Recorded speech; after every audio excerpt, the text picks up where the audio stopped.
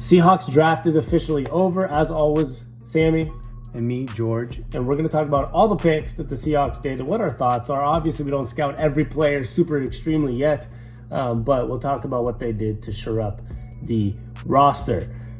Excuse our pronunciation on some of the names, and we also are helping a friend move, which is why we're in a kitchen. Yes, and they went to Costco, so we're like, this is a perfect opportunity for us to actually record something. We'll drop a moving day in our friend's apartment podcast.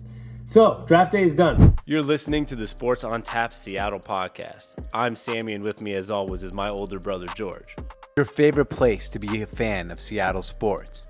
Now let's get this party started. We're going to start with round 1, pick 16, which we've already talked about on one of our podcasts. You can see the whole video, which was Byron Murphy. Next pick was, if you want to do it, do you want me to Yeah, right guard Christian Haynes from UConn, and his PFF grades were pretty damn high. Like, shocker alert here, did not watch much UConn football because they are one of the worst programs in the country. In history. So, didn't get to watch him much at all. Zero. And then in a two-time third-team All-American. At UConn, to be an All-American 2 years in a row is pretty impressive. But do you remember when they were always like, will UConn ever win a football game? Yeah. Yeah, they won a couple games. Okay. I think they won a game or two in the last few years, and that means Christian Haynes was the reason they won that game. And I have no facts to back that up, but he's the reason they won those games. I did see a PFF yesterday. It was like 750. I'm just giving you a rough number. It's 50-something. 750 pass protections.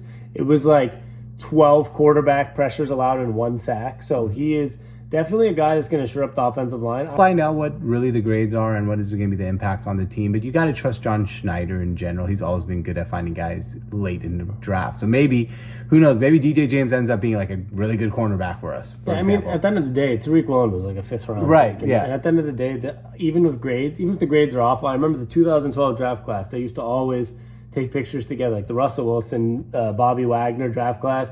2 out of the top 5 probably players in our franchise history are part of the 2012 draft class that got like a lot of C's, D's, and F's in draft grades. So at the end of the day, even with draft grades, all that's going to matter is, let's see, by the beginning of next year, middle of next year, we're going to see which one of these guys produce and how good this draft is and how good the team, is shaped around them as well, and what opportunities they're going to get. So it's one of those hard things, I think, George, where a lot of fans, including us, I know if you watch us enough, we don't consider ourselves media. We consider ourselves fans, 100%. Talking to fans.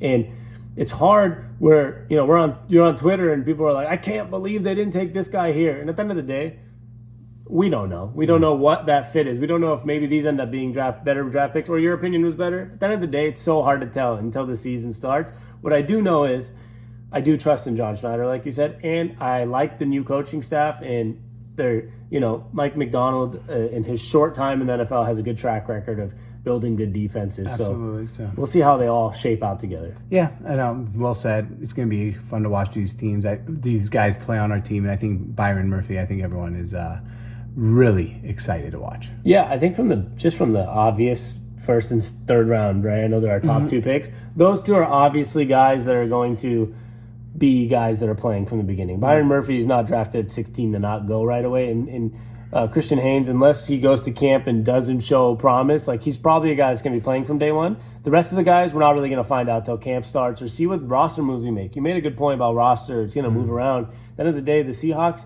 I saw with their cap space, they don't even have enough cap space to pay all their rookies. So somebody's going to get moved. Someone's going to get cut. Someone's going to get restructured. We're not really sure how the whole roster is going to shape out. And as you mentioned, some of these guys might not make the roster. You could be a 6th-round guy that ends up on the practice squad. Yep. So it's going to be more to tell in the next few months. Yeah, it's going to be fun to watch this team be built and what the final product is. And I guess the offseason basically is not over, but this is kind of like the commencement. Like, all right, now it's time to get ready for the football season.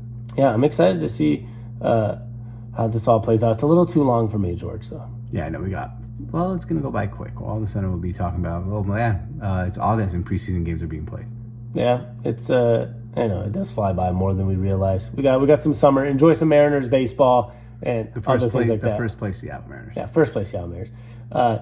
Which, by the way, we do have a Mariners channel. If you look in the link in the description, we have a Huskies channel as well, and our podcasts are always on audio as well. If you find the links in the description. If you're listening to the podcast and wondering why the audio is a little different today, it's because we are recording in a kitchen. So with no mics. With no mics, yeah. On our cell phone, iPhone, not sponsored.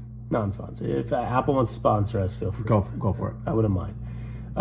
That's about it. Stay tuned. We're going to be posting 3-4 times a week here, Mariners page. Let us know what you want to see next. And if you guys want to see specific draft profiles of guys, let's do it. So let us know in the comments. And we'll be back in a few days here. Yep, absolutely. After the weekend. I love y'all. Like and subscribe. And George, you know what we like to say. Hey, thanks for stopping by. Thanks, y'all.